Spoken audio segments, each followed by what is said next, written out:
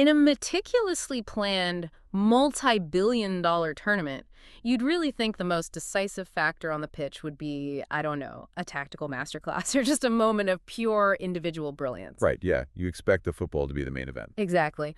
But for this massively anticipated 2026 matchup between France and Iraq in Philadelphia, the defining element wasn't a player or a manager. It was an invisible 8-mile radius of atmospheric electricity.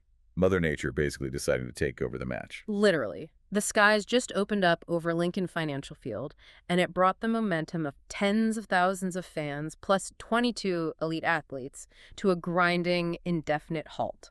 Welcome to the deep dive. It really is a fascinating scenario to look at. We're examining a profound collision here between extreme, uncontrollable weather and elite tactical performance. Yeah, because we're talking about the defending 2018 champions facing off against an Iraqi side that is making only their second World Cup appearance in history. And, France ultimately secured a 3-0 victory.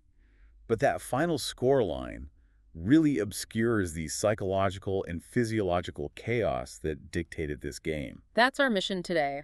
Whether you are tracking the tactical evolutions of this tournament or you're just fascinated by the cognitive resilience required when every environmental variable turns against you, this breakdown will give you the underlying logic of the match. We really need to look at the architectural breakdown of how an unstoppable offensive force like Kylian Mbappé exploits cognitive fatigue. So let's get into the actual architecture of that disruption. Picture this. The match is approaching the end of the first half. France is already dominating possession, right? Oh, absolutely suffocating high press. And then the officials blow the whistle and send everyone to the dressing rooms. And the initial announcement suggests, a brief 15-minute pause. Which is pretty standard. But then it morphs into a delay stretching over 2 agonizing hours. Which is just insane for the players, so why did it take that long? Well, the duration of that delay comes down to the really strict binary mechanics of the FIFA weather protocols. The officials aren't looking at the volume of rainfall. Right. They aren't looking at the pitch surface. The entire protocol hinges on lightning detection. So if a strike is registered anywhere within an 8-mile radius of the stadium, the match is instantly paused. And they have to clear the stands, right? Exactly. All exposed seating areas are evacuated to the concourses, and this mandatory 30-minute safety clock begins. Which brings us to the physiological reality of that 30-minute clock. That's where the invisible damage really occurs. I mean, consider what happens to an elite athlete's body. It's a massive shock to the system. Right. They have gone through a highly calibrated 90-minute warm-up. They've played nearly 45 minutes of maximum intensity football. Their core temperature is elevated, their cardiovascular system is peaking, and they are just flooded with adrenaline. And then suddenly, they're sitting in a fluorescent-lit locker room. Yeah. The core temperature plummets, lactic acid begins to pool in the muscles, and the adrenal system crashes. It's like sitting on a tarmac, waiting for your flight to take off, but instead of taking a nap, you have to go play a World Cup match. That's a great way to put it. But the absolute worst part is the structure of the delay itself, because that 30-minute clock resets entirely with every subsequent lightning strike. Wait, really? Every single strike? Every single one. It functions as a form of psychological water torture for an athlete's nervous system. I mean, the storm system was practically stalled over Philadelphia. So they just kept getting reset. Yes. The officials would watch the clocks tick down to, say, 5 minutes, preparing to send the teams back out for a secondary warm-up, and then a new flash would register 7 miles away. And boom, back to 30 minutes. The counter immediately reverts. The cognitive toll of toggling between, we need to be at peak physical readiness in 10 minutes and we might be sitting here for another 2 hours is just immense. It drains the glycogen reserves in the brain just as much as sprinting drains the muscles. You can actually see the stark contrast in how weather affects matches by looking at what was happening 100 miles up the I-95 corridor on that exact same Monday. Oh, right, the Norway match. Yeah, in East Rutherford, New Jersey, Norway was playing Senegal at MetLife Stadium, and the tri-state area was getting hammered by the outer bands of the exact same weather system. Torrential rain. Absolute deluge. But because the meteorological sensors did not detect lightning within that specific 8-mile radius of MetLife, the match commenced exactly on time. Which is wild to think about. They played through heavy rain, but physical discomfort from rain is a known variable. Athletes can compartmentalize that.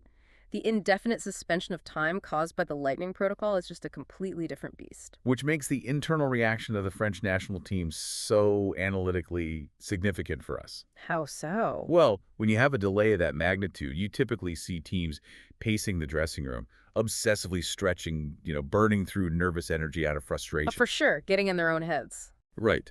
But Didier Deschamps, the French manager, revealed that his squad took the exact opposite approach. While the officials were locked in this frustrating cycle of pushing back the restart times, the French players were sitting in the dressing room playing cards. Playing cards, literally. Literally playing cards, just completely relaxed. That detail is a massive indicator of their baseline psychological security. They recognize that burning cortisol over a weather event offers zero tactical advantage. Exactly. Deschamps essentially acted as a psychological shield. He communicated to the officials that he simply needed a guaranteed 20-minute warm-up window whenever the storm cleared to prevent injuries. And beyond that, he just let his players completely power down their nervous systems. They adapted to the delay by refusing to fight it. And you could see the tactical dividend of that cognitive preservation immediately. The second the delay lifted and the teams reemerged, Kylian Mbappé just flipped a switch. The unstoppable force meets the pitch again. He demonstrated an explosive sharpness that completely overwhelmed the Iraqi defensive structure. He secured a brace, scoring 1 goal prior to the storm and 1 after the resumption. And he came within inches of a hat trick, right? He missed a late breakaway before being subbed out in the 90th minute.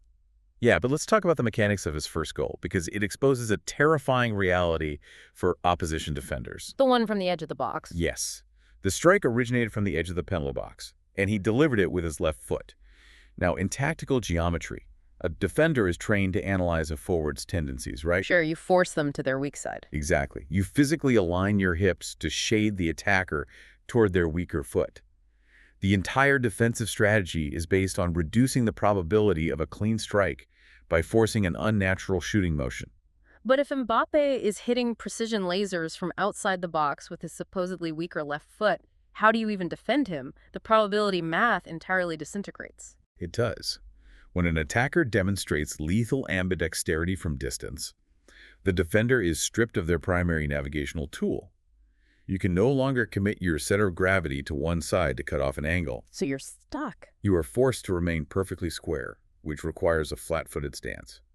And adopting a flat-footed stance against a player with Mbappe's world-class acceleration is a fatal error. Right, because if the defender steps up to block the left-footed shot, Mbappe pushes the ball right and just blows past them. And if they drop off to respect his pace, he punishes them from distance. It's a lose-lose situation. You really have to compound that geometric nightmare with the specific psychological burden placed on the player trying to stop those shots. France was executing at a historic level, but Iraq was dealing with structural vulnerabilities. Especially in goal. Yeah, we have to talk about Ahmed Basel, the Iraqi goalkeeper facing down that left-footed strike. This match against the defending World Cup champions was his very first start of the tournament. And the context behind his starting position adds a massive layer of asymmetrical pressure. Because their regular starter was benched. Right. Jalal Hassan, the team captain, was on the bench. In their opening match against Norway, Hassan conceded 4 goals in a punishing 4-1 defeat. So the coaching staff drops their captain and inserts their backup. Exactly. Basel is walking onto the pitch carrying the institutional weight of his captain's demotion, making his World Cup debut against a team designed to exploit the slightest hesitation. Talk about a high-stress environment. When a goalkeeper is dropped into that without the rhythm of previous minutes, their spatial awareness and decision-making speed are naturally compromised. The margins for error just shrink to zero, and the Iraqi outfield players ultimately made unforced errors that exposed Basel repeatedly. Let's walk through that second goal. It perfectly illustrates the cognitive degradation caused by elite pressing systems. It really does. It's a prime study in the invisible pressure applied by a structurally superior team. Zaid Tassin, an Iraqi defender, attempted a routine back pass to Basel. Which normally is fine. In isolation, a 15-yard pass back to the goalkeeper is a foundational maneuver. But Tassin underhit the ball. It lacked the necessary velocity to reach Basel safely. And that kind of error, the underhit pass, is rarely a failure of technical ability. Almost never. It is almost always a symptom of cognitive overload. The French forwards were angling their pressing runs to eliminate forward passing lanes, forcing Tassin to process multiple spatial variables simultaneously while under physical duress. So the brain recognizes the shrinking space and just rushes the physical execution of the pass. Yes, the ball is left loose in the channel. And at the World Cup level, a loose ball in the defensive third triggers an immediate lethal transition. Ousmane Dembélé anticipated it beautifully. He intercepted the pass, completely bypassed the scrambling defensive line, and squared the ball to Mbappé for an easy, uncontested, right-footed tap-in. Dembele's spatial recognition in that moment was flawless. He neutralized the goalkeeper and the remaining center backs with one touch, And we should note, Dembélé didn't just play playmaker, he actually scored France's third goal. which was his very first career World Cup goal. A huge personal milestone. Absolutely. But the broader historical ripples of this match definitely emanate from Mbappe's brace. Because it wasn't just important for winning the game, it completely rewrote the historical record books. The volume of milestones achieved in this single match is staggering. First of all, taking the pitch against Iraq marked Mbappe's 100th international cap for the French senior team. Reaching a century of appearances is huge. Usually that signifies the twilight of a long career, but his metrics are just dominating. The brace gave him 4 goals for the 2026 tournament and pushed his career World Cup total to 16 goals, 16. That ties him with Germany's Miroslav Klose. who accumulated his goals across 4 separate tournaments, mind you. But more significantly, 16 goals officially pushes Mbappe past the Brazilian Ronaldo, who had 15. Wow. Furthermore, the match against Iraq represented Mbappe's 6th multi-goal game at a World Cup, establishing a new standalone record and breaking his previous tie with Ronaldo for that specific feat. Yet the narrative surrounding these records is complicated by a shadow hanging over them, because earlier that exact same Monday, in a different stadium, Lionel Messi was on the pitch scoring twice against Austria. Igniting a proxy war for the title of greatest active World Cup goal scorer. Messi's brace elevated his all-time leading tally to 18. So Messi is at 18, Mbappe is at 16. But the crucial detail that fundamentally changes the trajectory of this rivalry is the age difference.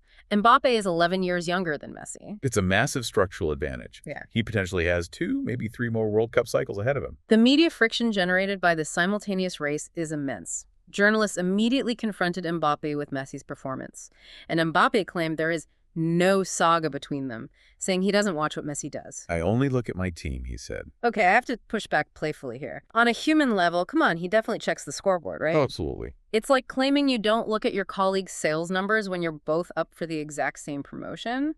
The awareness is mandatory. The awareness exists, yes, but the public denial serves as a vital form of cognitive shielding.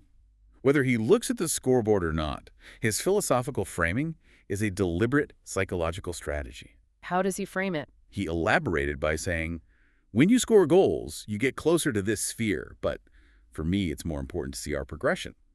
By this sphere, he is referencing the historical pantheon of the sport's immortals. He's acknowledging the altitude of the records, but actively refusing to let external metrics dictate his internal decision-making. Exactly.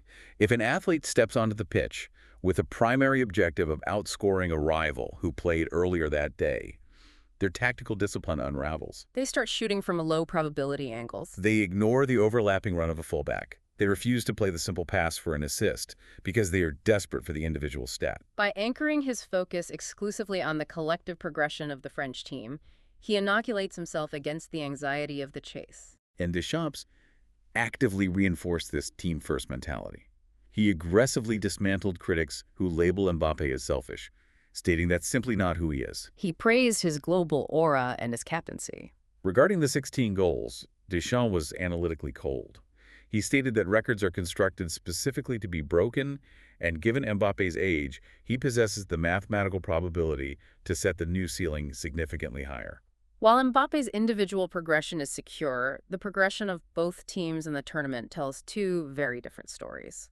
Let's detail the heartbreak for Iraq. Playing in only their second World Cup ever, the first being in 1986, this match represented a compounding sequence of systemic shocks. On top of the 3-0 loss and the structural errors, they had a catastrophic personnel loss. Right. In the 26th minute, long before the meteorological delay fractured the match, Iraq lost their primary offensive fulcrum. Their star striker, Ayman Hussein, sustained an apparent injury and was subbed out. He scored their only goal in the opening fixture. Removing the focal point of an attacking system mid-game demands massive on-the-fly tactical reconfiguration.